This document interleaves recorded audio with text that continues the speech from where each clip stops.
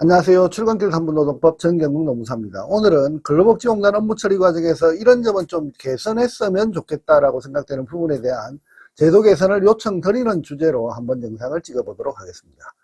그동안 제도 개선과 관련한 영상을 제가 한 5개 정도 올렸는데 한번 관심 있으신 분들은 한번 챙겨보시고 앞으로도 산재 업무를 하는 과정에서 그 제도 개선을 할 필요가 있는 주제는 제가 한번 그때그때 계속 올려볼 예정입니다. 산재 영상과 관련해서 근로복지공단 산재보험 제도 개선 영상이 계속 쌓여가게 되면 그런 영상들이 근로복지공단 산재 업무 발전에 조금이라도 기여가 될 수 있지 않을까 하는 그런 생각을 해봅니다. 다들 아시다시피 저는 근로복지공단에서 산재 업무 실무 담당자로 한 12년간 근무를 했고 현재 산재전문노무사로 또 14년째 활동을 하고 있습니다. 결국 산재 업무만 현재 25년이 넘는 시간 동안 수행하고 있습니다. 그래서 제가 근무할 당시 그 경험과 산재 업무와 관련된 산재 전문 노무사로 활동하면서 느끼는 근로복지공단 산재 업무의 제도 개선이 필요하다는 부분을 그때그때 기록으로 한번 남겨두면 누군가는 조금 더 발전적 방향으로 반영해 주실 수 있지 않을까 하는 생각으로 영상을 남겨두는 것이니 이 점 감안해서 한번 영상을 보시면 감사하겠습니다. 이제 본론으로 한번 들어가면 오늘의 제도 개선 요청에 대한 주제는 근로복지공단 민원 전화, 문의 전화를 줄이는 방법에 대해서 한번 설명드려 보도록 하겠습니다. 저도 현업에서 일할 때는 낮에 조금만 일을 하려고 하면 문의 전화가 수시로 오고 그 전화를 받아서 전산조회에서 설명하다 보면 하루가 훌쩍 지나가 버리는 경우가 많았습니다.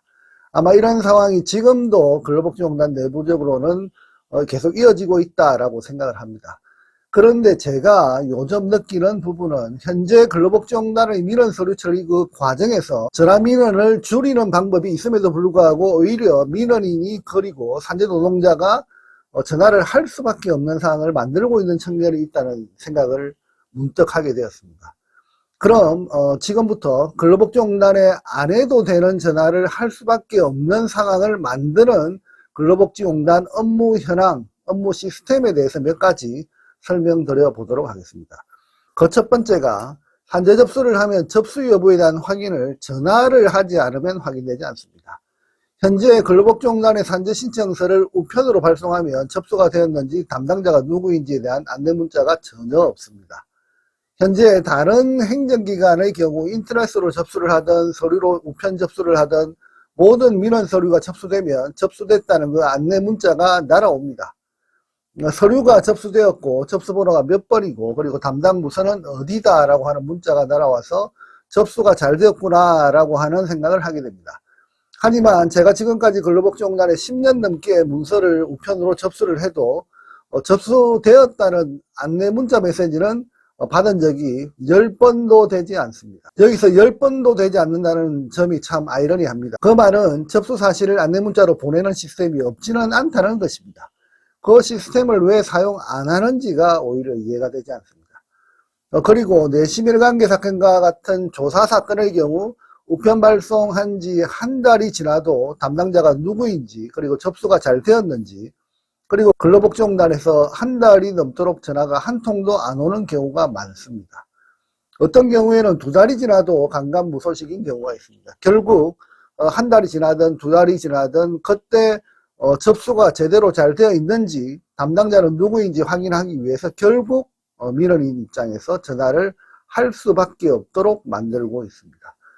결국 접수 문자 하나면 민원 전화 한 통을 절감할 수 있는데 그 상황을 만들지 않고 결국 잘 접수되었는지 확인하는 전화 한 통을 오히려 하도록 그렇게 유도하고 있다고 볼 수 있습니다. 그리고 두 번째, 근로복지공단 이메일은 수신 확인이 되고 있지 않습니다.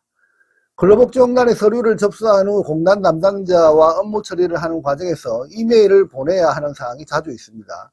그래서 이메일을 보낸 경우 근로복지공단 이메일은 네이버 이메일을 통해서 수신 확인을 확인하면 전혀 그 확인이 되지 않습니다. 결국은 이메일이 잘 도착했습니까? 라고 하는 그 수신 확인을 하기 위해서 또 한 통의 전화를 해야 되니 담당자는 굳이 받지 않아도 될 확인 전화 그 한 통을 더 받게 되는 상황이 만들어진다, 이렇게 생각됩니다.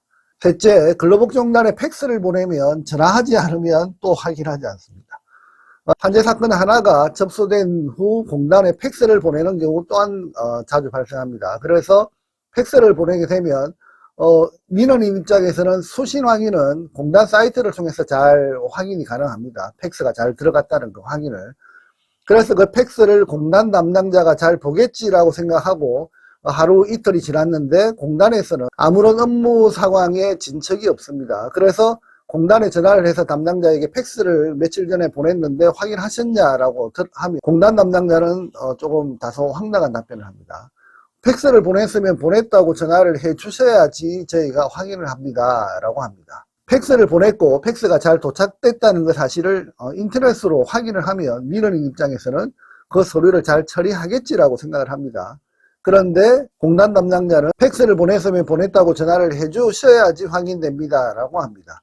팩스를 보냈고 팩스가 도착했다는 인터넷 확인을 민원인 입장에서 확인을 하면 될 텐데, 그리고 공단에서는 해당 문서를 담당자로 바로 전송이 되도록 하면 될 텐데 꼭 팩스 지금 보냅니다 라고 하는 전화를 또 한 통 더 해야 일 처리가 된다면 이 또한 불필요한 전화 한 통을 공단 직원이 받게 되는 상황이지 않을까, 그렇게 생각을 해봅니다. 팩스를 보내고 난 후 확인하는 민원 전화를 꼭 받아야 처리가 되는 시스템이라고 한다면 이 또한 불필요한 민원 전화 한 통을 유발하는 시스템은 아닌지 다시 생각해 봐야 될 문제다라고 생각을 해봅니다. 그리고 네 번째, 산재가 승인 결정 났을 경우에 안내 문자가 날아오는데 그 안내 문자에는 요양기간이 정확히 보이지 않는 경우가 많습니다.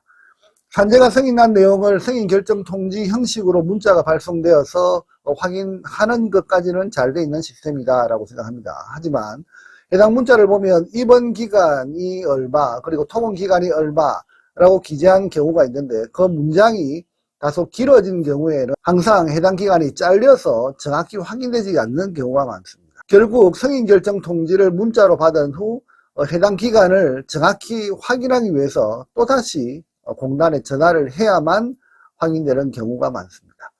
만일 해당 기간을 정확히 문자로 확인되고 그리고 후속 조치에 대한 안내도 굳이 전화하지 않아도 될 정도로 자세히 문자 메시지를 통해서 잘 보이도록 보내준다면 좋은데, 항상 또다시 전화를 해서 요양기간은 언제까지로 결정났는지를 확인해야 되는 상황을 만들고 있으니 이 또한 공단 직원 입장에서 불필요한 전화를 받게 되는 그 상황이지 않을까, 그렇게 생각을 해봅니다.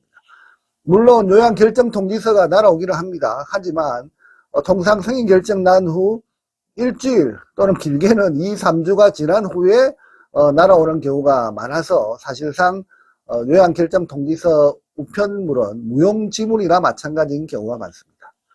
그리고 다섯 번째, 질병사건 조사 사건의 경우 지연사유에 대한 안내가 없습니다. 현재 근로복지공단의 내심 1단계 산재사건 또는 근골격계 산재사건을 접수하면 보통 3개월 이상 소요되는 경우가 많습니다.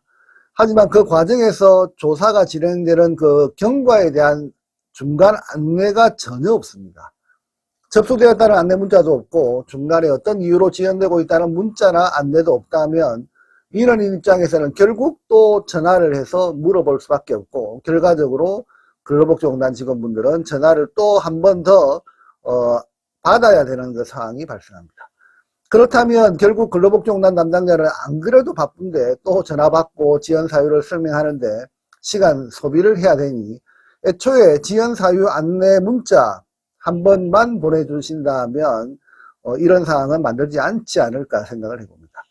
현재 근로복지공단은 업무량 폭증으로 접수된 서류가 많은 것으로 알고 있습니다. 그리고 그런 서류들의 신청자로부터 여러 가지 상담 전화도 많을 것으로 알고 있습니다. 그렇다면 전화 한 통이라도 적게 받을 수 있는 방법을 찾는다면 조금은 더 업무 처리 속도가 빨라지지 않을까 생각을 해봅니다.